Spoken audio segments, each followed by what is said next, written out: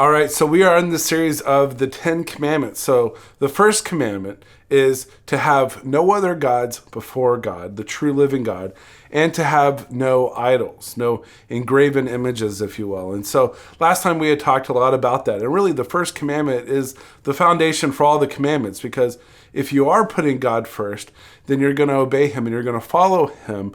And you're going to obey all these other commandments. So really, this is about putting God first. Now, whenever we talk about putting God first, the second commandment is actually goes very much in that same kind of vein. And it simply says this. It says, you shall not misuse the name of the Lord your God. So in other words, do not misuse God's name. It's kind of interesting because we look at this and many of us say, well, it's just God's name. It's not really a big deal. And actually, no, I would say, no. What God says, so first of all, this isn't just me saying it. What God says about his name is that it's a big deal. It is something that is holy. It is something that should not just be thrown around or taken lightly or used in a wrong or inappropriate way. God says that his name is holy and sacred, and therefore we are to treat it as such.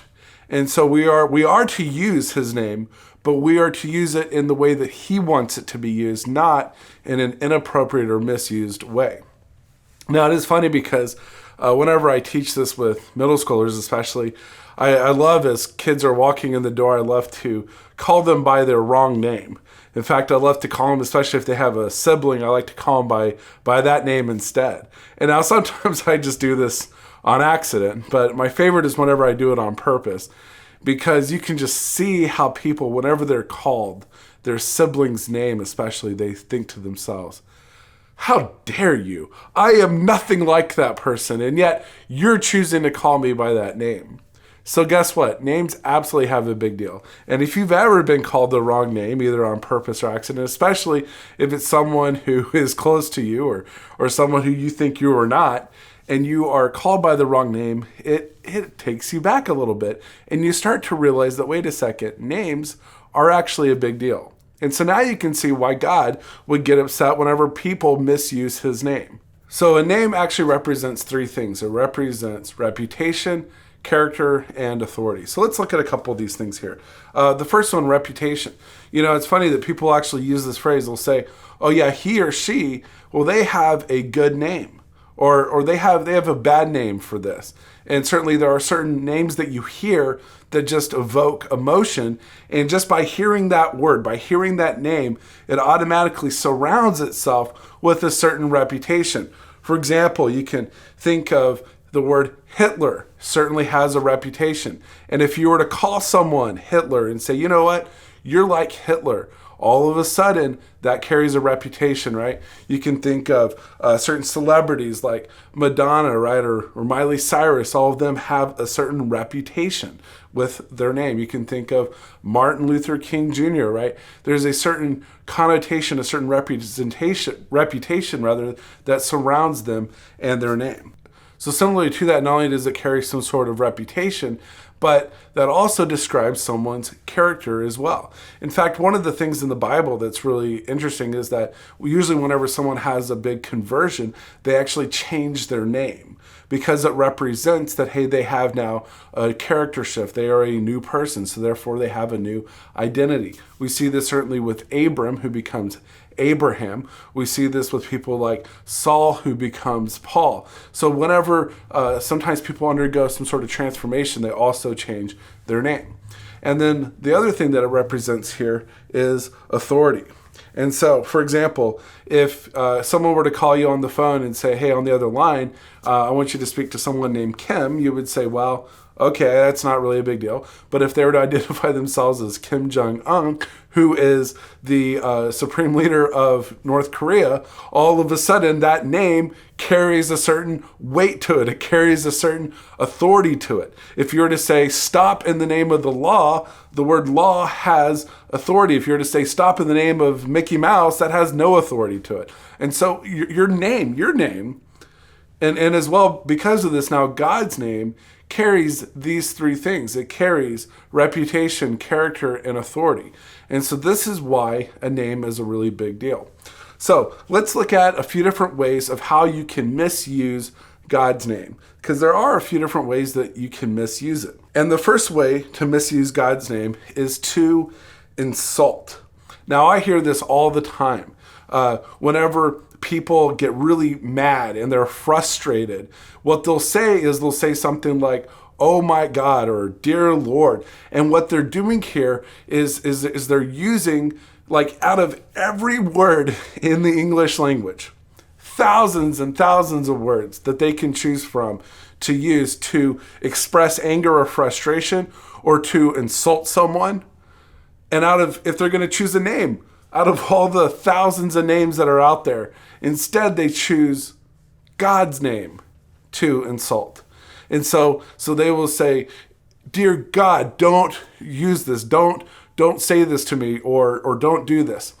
And what they're doing here is they're using it as a tool, as a weapon to insult other people.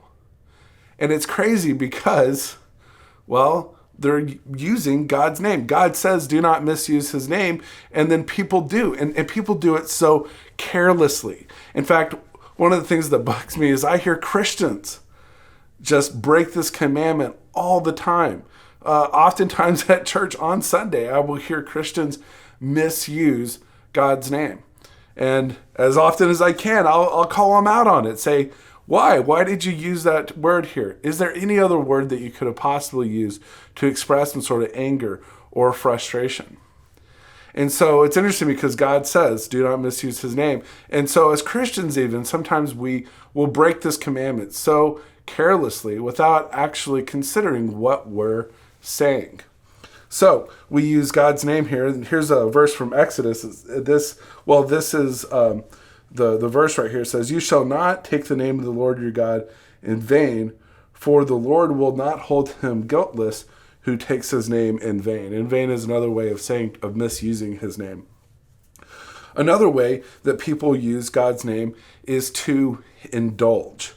And so I hear this one a lot whenever people will say things like, it's God's will that I break up with my girlfriend and start dating this other girl instead. And I would just say to myself, well, how do you know that's really God's will? And maybe you want to do that, and maybe it's not a bad thing. But what people often do is they, like duct tape, they'll attach God's name to something to give them permission to go and do it.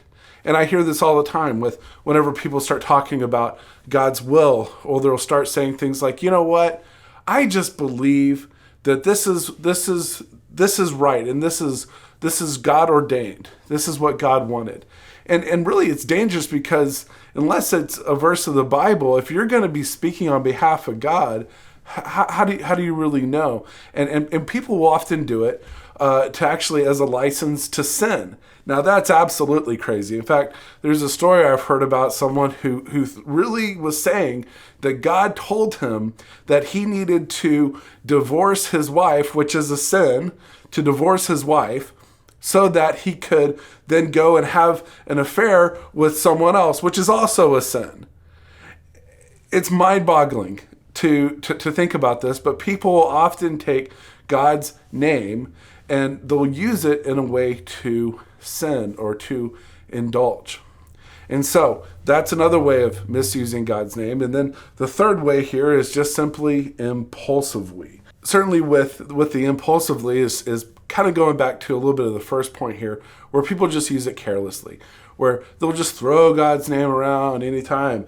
Dear Lord, I just split my pants, all right? But that's wrong because you're taking God's name and just using it completely carelessly. So those are three different ways that people misuse God's name. We have to insult, we have to indulge, and then also we have impulsively. So one way of using God's name correctly here is to revere God's name continually. Revere.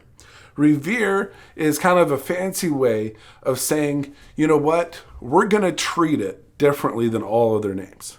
So rather than just throwing it around carelessly, or rather than using it to insult or out of anger or frustration, instead we are going to set apart God's name, and we're only going to say it whenever we're talking to God, And you can say God's name when you're talking to him. Dear God, dear Jesus. Okay, you can absolutely say God's name when you're talking to him or you're talking about him. And you're saying things like, let me introduce you to someone named Jesus. And let me tell you about how we can rely on God. All of those are appropriate ways of talking about God's. But instead what we're doing here is we are setting it aside and we're only using it appropriately, only using it whenever we're talking to God and about God in an appropriate way. So what we have here is we are revering. We're setting it aside as holy. We're holding it up as something that's different and unique. And so in times whenever you are angry or frustrated, don't use God's name that way. Instead, use, any of the other thousands of words that we possibly have in the English language or whatever. Don't even speak English. Speak French for all I care. But what I'm saying is don't use God's name in that way. So we are to revere it.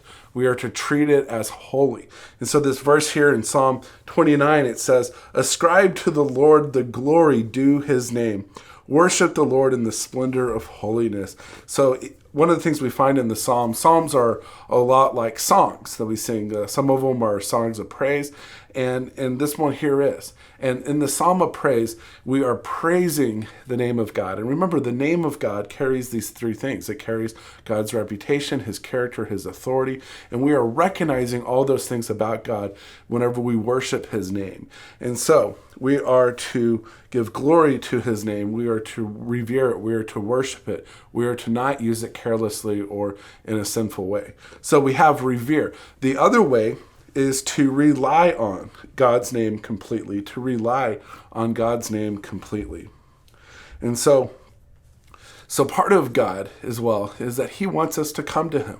So there are going to be times in your life that you've already experienced and you're going to experience more where you're going to have a difficult situation. Whether that's going to be something with school, whether it's going to be something with family, whether it's going to be something with work. There's going to be something in your life or your health or whatever. There's going to be a ton of things that are going to be coming your way that are going to be difficult. And just know that that's not God's fault. That's not giving up. That's not God giving up on you. What it is that sometimes he leads us. He's still in control. He leads us through these trials and these difficult times. And what he calls us to do is he calls us to rely on him, to go to him in prayer. And you can do this. You can go to God and say, God, I need you, help. And sometimes just even using that one word, that's sometimes all you have to say. Help. God, help me. And you can elaborate. You can ask, God, I need you in my life for this or for that. But we go to God, we go to him in his name. We rely on his name because it is the name of Jesus, the beautiful name of Jesus, the beautiful name of the true living God, Yahweh, that he gets to comfort us. And I got to tell you, there's been times in my life, even one very recently actually, where I was really struggling. I mean, I was in a place where we had a really difficult family situation, and I really had nowhere to turn except for God. You know, sometimes whenever you're on your knees, the only place to look is up. And it's amazing at how sometimes people will actually blame God or they'll run away from God. For me, none of that even was possible. It didn't even make sense. The only thing I could do was to rely on God's name and to go to God and knowing that he is the one who's able to comfort and give us grace to sustain us. And so this whole second commandment here is about God and his name. And names are a big deal. Just as you've experienced whenever in your life when someone calls you by the wrong name or they misuse your name in a way. Whenever you see your reputation, your character, your authority being attacked, similarly, God sees those things. And so we are to set aside, we're to revere and to rely on God's name.